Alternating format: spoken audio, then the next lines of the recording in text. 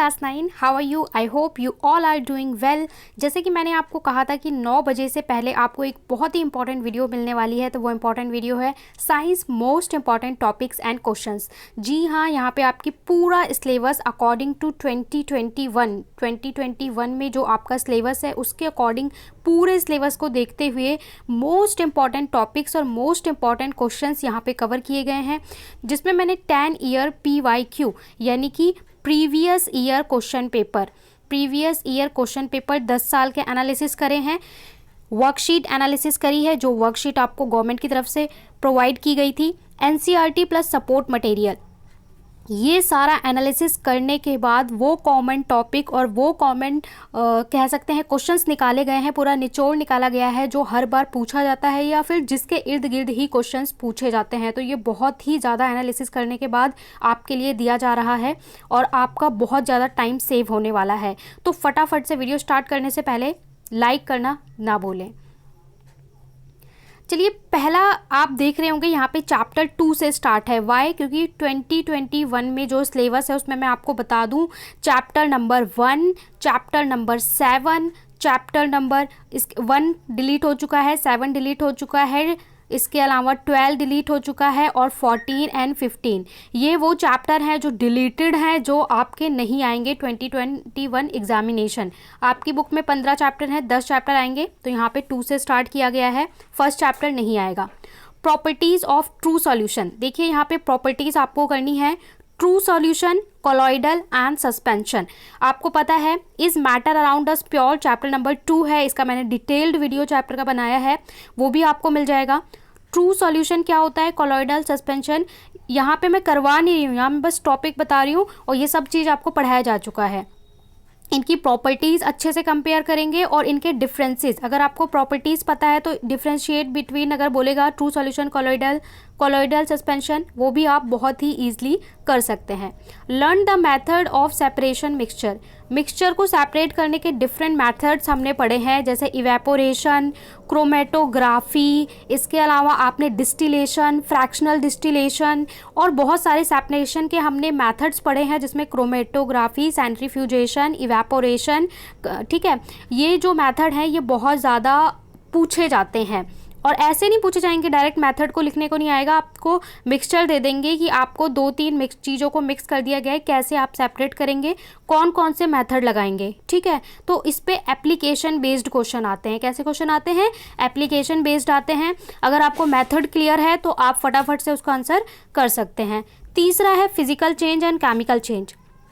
Physical change, chemical change की definition पता होनी चाहिए और इसमें डिफरेंस भी पता होना चाहिए आप लोग को कि कैसे आप डिफ्रेंशिएट कर सकते हैं। Difference between mixture and compound, mixture and compound अगर आप देखेंगे तो आपको वर्कशीट में भी कराया गया था और मिक्सचर एंड कंपाउंड में वैसे भी आपको डिफरेंस पूछा जाता है और कई बार आपको प्योर सब्सटेंस एंड मिक्सचर में भी डिफरेंस पूछा जाता है। तो अगर आप इसका कर लेंगे तो प्योर सब्सटेंस एंड मिक्सचर का भी आप इजीली लिख सकते हैं। इसके अलावा मेटल, नॉन मेटल की कुछ प्रॉपर्टीज़ करनी है। मेटल, नॉन मेटल में प्रॉपर्टीज़ की मेल्टिंग पॉइंट क्या होता है भैया, बॉइलिंग पॉइंट क्या होता है, ठीक है, मेल्टिंग बॉइलिंग पॉइंट। इसके अलावा होता है कुछ एक्सेप्शंस होते हैं। एक्सेप्शंस मतलब कि अगर हमारे मेटल इस स्टेट में पाए जाते हैं तो एक्सेप्शन क्या है कि सॉलिड स्टेट में पाया जाए या लिक्विड स्टेट में पाया जाए। नॉन मेटल का एक्सेप्शन कि ये चीज़ लिक्विड स्टेट में पाई जाए, ठीक है। इस तरीके से हमने कुछ एक्सेप्शन केसेस पढ़े हैं, वो बहुत इंपॉर्टेंट है। तो ये इंपॉर्टेंट टॉपिक हो गए या क्वेश्चंस हो गए चैप्टर नंबर 2 के। चैप्टर 3 आपका है, इसमें आपको करना है law of conservation of mass and constant proportion. देखिए यहाँ पे हमारे जो बेसिक लॉज हैं केमिस्ट्री के, जिसपे केमिस्ट्री बेस्ड करती है, उसमें 2 बहुत ही इंपॉर्टेंट लॉ हैं। एक है कांस्टेंट प्रोपोर्शन वाला और एक है कंजर्वेशन ऑफ मास। और ये दोनों लॉ आपका रिवीजन वर्कशीट में भी दिया गया था, चैप्टर पढ़ाते हुए भी वर्कशीट में दिया गया था और प्रीवियस ईयर में भी ये कॉन्सेप्ट्स आपको मिलेंगे 2 नंबर वाले क्वेश्चंस में, कई बार 1 नंबर वाले क्वेश्चंस में, ठीक है। डाल्टन एटॉमिक थ्योरी, इसके 5 पोस्टुलेट्स हैं, वो सारे पोस्टुलेट्स आप अच्छे से रट लें। Chemical formula of compound, chemical formula कैसे फॉर्म करते हैं, chemical formula something like x something like why, और उसके नीचे फिर हम उसकी वैलेंसी लिखते हैं, ठीक है, कि 2 1, इसके बाद क्रॉस करते हैं, फार्मूला फॉर्मेशन कैसे होता है वो पूरा चैप्टर 3 में सिखाया गया है। इसके अलावा जो इसमें 3 मार्क या 4 मार्क में क्वेश्चन आता है वो calculation of molar mass. Molar mass आप कैसे कैलकुलेट कर सकते हैं, इसके अलावा मॉलिक्यूलर फार्मूला कैलकुलेट करने का, मोलर मास करने का, ये आपको इसका एक क्वेश्चन लॉन्ग क्वेश्चन में ज़रूर मिलेगा। इसके लिए बेस्ट है कि आप एनसीईआरटी में जो एग्जाम्पल दिया हुआ है, 3 एग्जाम्पल दिए गए हैं, 3 to 4 एग्जाम्पल दिए गए हैं, उन्हें अच्छे से समझ लें, अच्छे से कर लें, उनमें से एक क्वेश्चन आपको पेपर में ज़रूर मिल जाएगा, ठीक है। उसका लॉन्ग क्वेश्चन आता है तो बहुत ज़्यादा उसमें परेशान होने की बात नहीं है। इसके बाद symbol and atomic number of element 1 to 25, ये मैंने क्यों दिया है, क्योंकि ये आपको चैप्टर 3 चैप्टर 4 दोनों में काम आने वाला है। जब आप फार्मूला मेकिंग करते हैं, फार्मूला बनाते हैं, तो वहाँ पे आपको मस्ट है कि आपको एलिमेंट्स का नंबर पता होना चाहिए सीरियल वाइज, जैसे hydrogen, helium, lithium, beryllium, boron, carbon. कोई आपसे बोलता है कि मैग्नीशियम का एटॉमिक नंबर क्या है, तो मैग्नीशियम का सिंबल Mg होता है, एटॉमिक नंबर 12 होता है। सोडियम का Na होता है, एटॉमिक नंबर 11 होता है। इस तरीके से आपको कम से कम 1 से 25 तक याद होने चाहिए, तो आपको कोई डिफ़िकल्टी नहीं आने वाली है, ना 9th में और ना ही 10th में। तो ये आपको हेल्प करेगा, दोनों चैप्टर में हेल्प करने वाला है, केमिस्ट्री में 3 में भी 4 में भी। एक तो फार्मूला फॉर्मेशन में, दूसरा आपको जहाँ पे 4 चैप्टर में आपको कन्फिग्रेशन वगैरह लिखना होगा वहाँ पे भी हेल्प करेगा, और प्रोटॉन इलेक्ट्रॉन के काउंट में भी हेल्प करेगा। तो बहुत जगह हेल्प करने वाला है। सिर्फ इतना सा काम कि आपको 1 से 25 सिंबल याद करने हैं और उनका एटॉमिक नंबर पता होना चाहिए, ठीक है। तो इतने टॉपिक अगर आप कर लेते हैं तो आपका 3 चैप्टर कंप्लीट हो जाता है। बहुत ही अच्छे से डिज़ाइन किया गया है ये टॉपिक, जिससे आप कम टाइम में 2 से 3 दिन में इन टॉपिक्स को कवर करके अपना साइंस सिलेबस कवर कर सकते हैं और स्टार्ट कर सकते हैं प्रैक्टिस, और दूसरे चैप्टर पे स्विच कर सकते हैं या दूसरे सब्जेक्ट पे, ठीक है। अगर हम 4 चैप्टर की बात करें, स्ट्रक्चर ऑफ एटम, तो यहाँ पे देखिए हमने कुछ मॉडल्स पढ़े थे कि जो हमारा स्ट्रक्चर होता है एटम का वो कैसा है, जिसमें से सबसे पहले थॉमसन मॉडल पढ़ा है। तो थॉमसन मॉडल बहुत सिंपल है, कुछ लाइन्स का ही है, ज़्यादा टफ नहीं है इसका, तो आपको सिर्फ मॉडल पढ़ना है, ठीक है, थॉमसन मॉडल पढ़ना है। रदरफोर्ड एटॉमिक मॉडल, रदरफोर्ड का क्या है, आपको मॉडल भी पढ़ना है, वेरी वेरी इंपॉर्टेंट। अगर इन सब में मैं सब कुछ बोलूँ तो रदरफोर्ड जो है वो वेरी वेरी इंपॉर्टेंट है रदरफोर्ड मॉडल में, और इसका ड्रॉबैक ज़रूर पढ़ना है कि क्या कमी थी रदरफोर्ड के मॉडल में। ये ड्रॉबैक कई बार से पूछ लेता है कि उसका ड्रॉबैक क्या था, उसी जो इनका ड्रॉबैक था उसी को ओवरकम किया था। ड्रॉबैक था, दैट मीन रदरफोर्ड का जो ड्रॉबैक था उसी को सही किया था, उसी को मॉडल बनाया था बोर मॉडल ने। तो रदरफोर्ड का ड्रॉबैक अगर आप करते हैं तो बोर का मॉडल आप अच्छे से कर लेंगे, ठीक है। बोर ने क्या किया था कि पर्टिकुलर जो हमारे ऑर्बिट्स होते हैं उनकी एक एनर्जी लेवल्स होती हैं। इसके अलावा calculation of proton, electron, neutron, जैसे कि मैंने कहा कि आपको 1 to 25 एटॉमिक नंबर पता होना चाहिए। अगर आपको 1 से 25 एटॉमिक नंबर पता है तो आप प्रोटॉन, इलेक्ट्रॉन, न्यूट्रॉन कैलकुलेट कर सकते हो। इसका बहुत सिंपल फॉर्मूला होता है कि आउटर मोस्ट सेल में जितने नंबर ऑफ आपके इलेक्ट्रॉन्स होते हैं वही उसकी वैलेंसी होती है, ठीक है। एटॉमिक नंबर पता है तो वही उसके इलेक्ट्रॉन्स होते हैं जो उसका एटॉमिक नंबर है, और number of electron equals to number of proton, तो वहाँ से आप प्रोटॉन कैलकुलेट कर सकते हैं। और अगर आपको मास दिया है तो प्रोटॉन प्लस न्यूट्रॉन आपका मास होता है। तो इस तरीके से इस कॉन्सेप्ट को अगर आप समझ लेते हैं तो किसी भी एटम का आप प्रोटॉन, इलेक्ट्रॉन, न्यूट्रॉन को फाइंड आउट कर सकते हैं।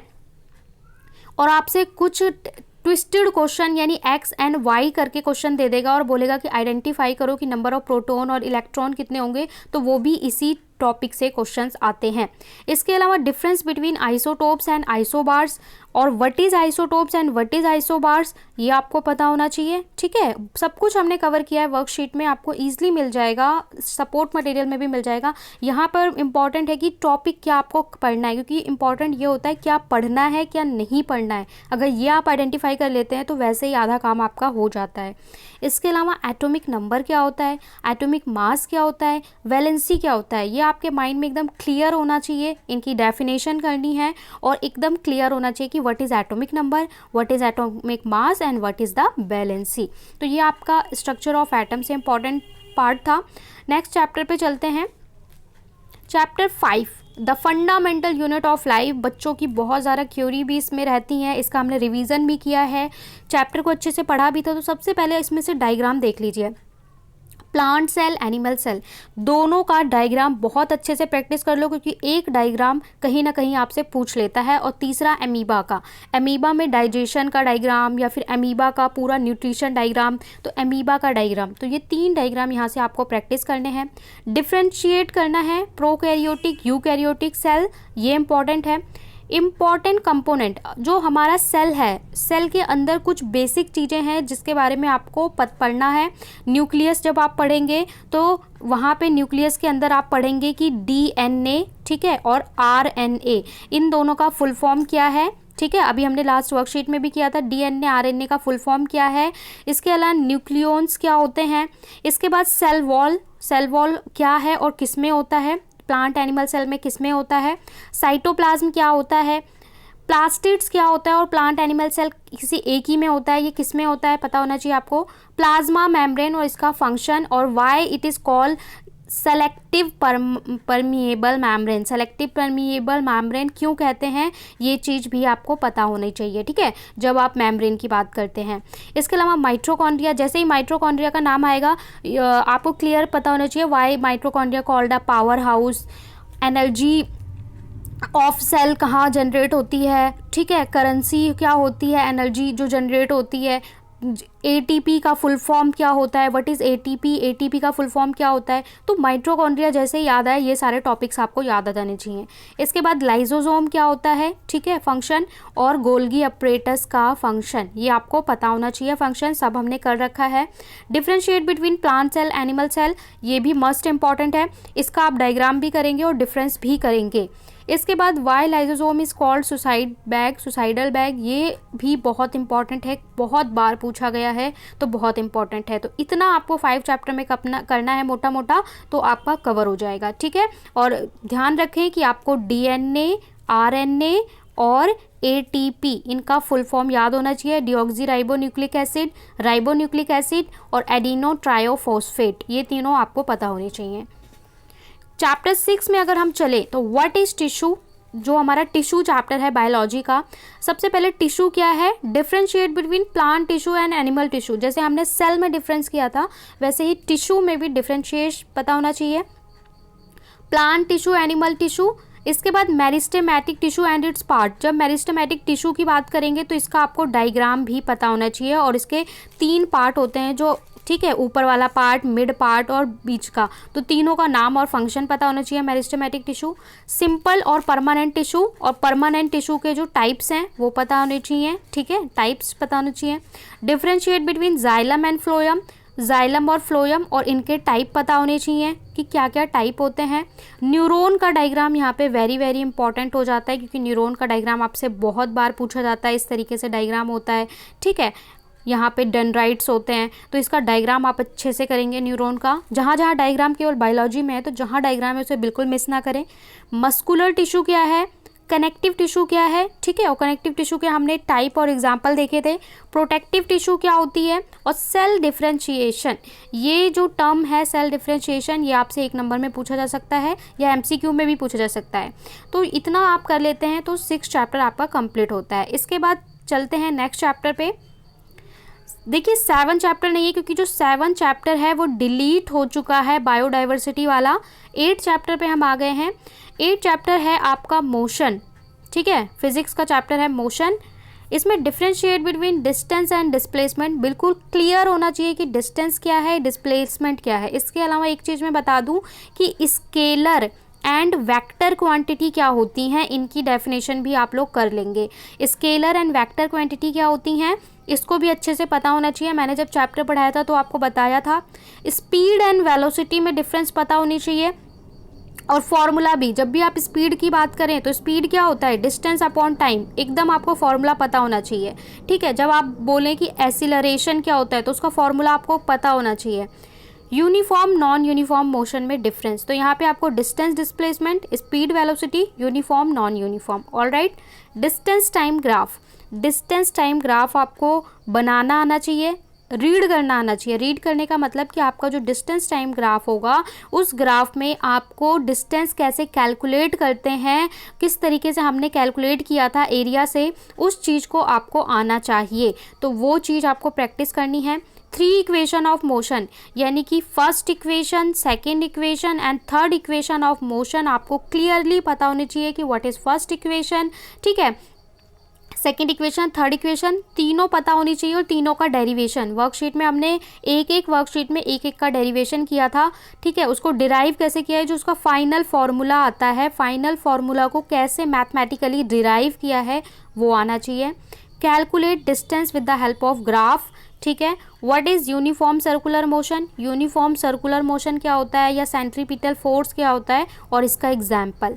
ये आपको इतना इसमें करना है चैप्टर नंबर 8 यानी कि मोशन में, फिजिक्स का चैप्टर। चैप्टर 9 ये है आपका force and laws of motion, force and laws of motion. इसमें आपको क्या करना है, इसमें व्हाट इज़ इनर्शिया, इनर्शिया क्या है, इनर्शिया किस पे बेस्ड है, तो फर्स्ट लॉ पे ये बेस्ड है, पहले नियम पे बेस्ड है। न्यूटन का फर्स्ट लॉ एवरीडे लाइफ में कहाँ एग्जाम्पल होता है, तो इसका आपका क्वेश्चन इस तरीके से आता है कि जब आप बस में ट्रैवल करते हैं, व्हेन यू ट्रैवल इन बस, तो आपको ब्रेक लगता है तो आप फॉरवर्ड क्यों मूव करते हैं, ब्रेक लगता है, रुकी बस चल रही है रुक जाती है तो पीछे क्यों मूव करते हैं, कि बस में आप फॉरवर्ड या बैकवर्ड मूव क्यों करते हैं, वो कौन से लॉ पे बेस्ड है, तो इनर्शिया पे ही बेस्ड है, यानी न्यूटन के फर्स्ट लॉ पे। तो इसकी एप्लीकेशन के बहुत सारे क्वेश्चन पूछे जाते हैं। इसके बाद law of conservation of momentum हमने पढ़ा था कि 2 बॉल्स हैं, जब वो टकराएंगी तो उनका जो टोटल मास है, कंजर्वेशन है, वो हमारा लॉ ऑफ मोमेंटम जो है, पी जो होता है वो क्या रहता है, ma, वो क्या रहता है, कांस्टेंट रहता है। तो law of conservation of momentum वाला जो टॉपिक कॉन्सेप्ट पढ़ा है वो क्लियर होना चाहिए, और इस पे बेस्ड न्यूमेरिकल भी, यानी सवाल numerical based on 3 equation of motion. तीनों इक्वेशन अगर आपको पता होगी तो वहाँ से क्वेश्चन कैसे सॉल्व करते हैं, वहाँ से न्यूमेरिकल पूछे जाते हैं, वो पता होना चाहिए। Force F equal to ma, ये पता होना चाहिए, और इस पर बेस्ड भी आपको न्यूमेरिकल सॉल्व करने आने चाहिए। तो इसमें से बेसिकली थ्योरी पार्ट कम है, न्यूमेरिकल पार्ट ज़्यादा है, और डेरिवेशन, ठीक है। इसके बाद चलते हैं नेक्स्ट चैप्टर पे, जिसका नाम है gravitation, gravity, chapter number 10।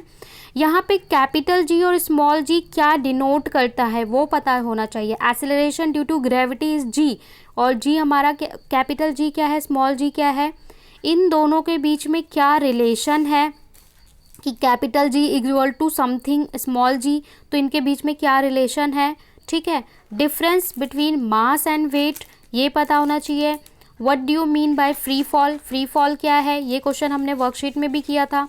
Why is weight of an object moon 1/6 its earth, जो ऑब्जेक्ट होता है किसी का भी जो वेट होता है, ठीक है, वो मून पे 1/6 है अर्थ का। ये जो कॉन्सेप्ट है इस पे बहुत सारे क्वेश्चन बना दिए जाते हैं। जैसे आपको प्रैक्टिकल क्वेश्चन दे देगा कि अगर आपका अर्थ पे 60 न्यूटन वेट है तो मून पे कितना होगा, तो 1/6 अगर आप करेंगे तो कितना आ गया, 10 आ गया। इस तरीके से आपको बोल देगा कि अगर मून पे इतना है तो अर्थ पे कितना होगा, या फिर डायरेक्ट यही क्वेश्चन पूछ लेंगे। तो इस तरीके से बहुत सारे क्वेश्चन आपसे बनाए जा सकते हैं, और इसमें भी आपको जी और जी पे बेस्ड न्यूमेरिकल भी मिल सकते हैं, यानी ये फिजिक्स का पार्ट है तो यहाँ पे न्यूमेरिकल आपको मिल सकता है, ठीक है। क्वेश्चन 11 में आपको चैप्टर 11 में आपको वर्क एंड एनर्जी, तो वर्क की डेफिनेशन, एनर्जी की डेफिनेशन और पावर की डेफिनेशन, 3 बेसिक चीज़ें हम यहाँ पे कर रहे हैं। Law of conservation of energy क्या कहता है, energy can neither be created nor destroyed, तो वो कांस्टेंट जो हमारा लॉ है वो पता होना चाहिए। काइनेटिक एनर्जी, पोटेंशियल एनर्जी, यहाँ पे हमने 2 एनर्जी के बारे में पढ़ी थी, दोनों का फॉर्मूला ½ mv² और mgh, इन दोनों पे बेस्ड आपको न्यूमेरिकल भी मिल सकते हैं, और इन दोनों पे बेस्ड आपको एग्जाम्पल बताने वाले क्वेश्चन भी, कि काइनेटिक एनर्जी का एग्जाम्पल दो, जब आप धनुष को छोड़ते हो तो उसमें कौन सी एनर्जी होती है, क्यों उसमें कौन पोटेंशियल एनर्जी होती है, इस टाइप के क्वेश्चन। या जब आप बुलेट फायर करते हो, ठीक है, गन फायर करते हो, तो आपके शोल्डर पे जो रखा हुआ गन है वो मूव बैकवर्ड क्यों मूव करता है, इस तरह के जो एप्लीकेशन बेस्ड क्वेश्चन है वो पूछे जाते हैं। Numerical based on kinetic energy and potential energy. What is commercial unit of energy, energy की कमर्शियल यूनिट क्या है, ठीक है, हमने पढ़ा था किलो वॉट आवर, तो इसकी कमर्शियल यूनिट। और कन्वर्जन ऑफ किलोवाट आवर, कि आपको कुछ एनर्जी दे दिया है उसका कन्वर्जन बोलेगा, हमने पढ़ा था 3.6, ठीक है। तो वो जो कन्वर्जन का प्रोसेस है कि इलेक्ट्रिसिटी बिल को कैसे कन्वर्ट करेंगे, कन्वर्ट कैसे करते हैं, तो डायरेक्ट एक टर्म से मल्टीप्लाई करके आप कैलकुलेट करते हैं, तो ये कन्वर्जन पता होना चाहिए। ये था आपका चैप्टर नंबर 11।